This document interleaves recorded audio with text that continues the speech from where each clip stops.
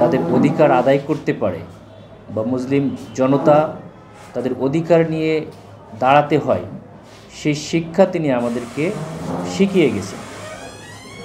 আমাদের বিশেষ করে যে শিক্ষক, ইতিহাসের শিক্ষক ওই স্যার বেশ জ্ঞানগর্ব একটা আলোচনা শহীদ তিতুমীর সম্পর্কে বলে গেছেন। তারপরে আমাদের অন্যান্য আলোচক এবং আমাদের ভাইও বেশ ভালোভাবে আলোচনা করেছেন।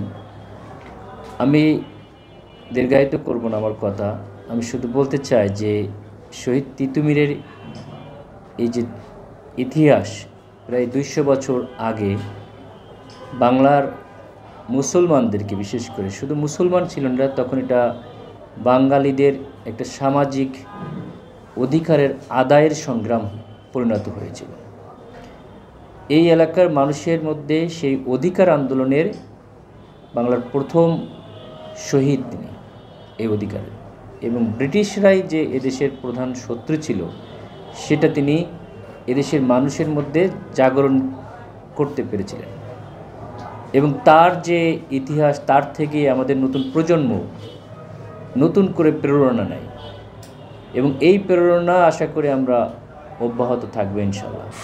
আমাদের ভাই যেটা বললেন যে 24-এর আন্দোলনও ঠিক তার মতোই একটা আন্দোলন ছিল আর কি, সেই আন্দোলনের একটা মানে কন্টিনিউয়েশন বলতে পারে। এই প্রেরণা আমাদের অব্যাহত থাকবে আশা করি ইনশাল্লাহ। এবং দুঃখজনক হলেও সত্য যে রাষ্ট্রীয়ভাবে এই শহীদ, এই বীরের যে মর্যাদা এবং যেভাবে আলোচনা করার কথা ছিল কার্যত সেভাবে হয়ে ওঠে নাই। ইভেন আরও দুঃখজনক যে আমাদের যে কলেজের যে নামে শহীদ তিতুমীরের নামে, মির্জা সাহেব তিতুমীরের নামে, এই কলেজেও এরকম একটা অনুষ্ঠান অবশ্যই কলেজ কর্তৃপক্ষের আয়োজনে বড় আকারে হওয়া উচিত ছিল। কিন্তু আমাদের সাংবাদিক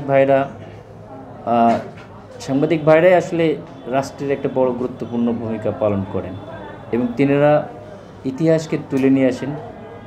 এবং এইখানে সবচেয়ে আনন্দের হচ্ছে যে তিতুমীর কলেজের যে এখান থেকে দেশের যে সোনার সন্তানরা তৈরি হবে, তার মধ্যে সাংবাদিকতায় যারা কাজ করবে বা এই যে সংবাদ মাধ্যমকে সামনের দিকে নিয়ে আসার জন্য যারা বিশেষভাবে কাজ করছেন, আমি মনে করি এটা একটা মাইল ফলক হিসেবে থাকবে এবং দেশ গড়ার কারিগর হিসেবে এখানে তৈরি হবে।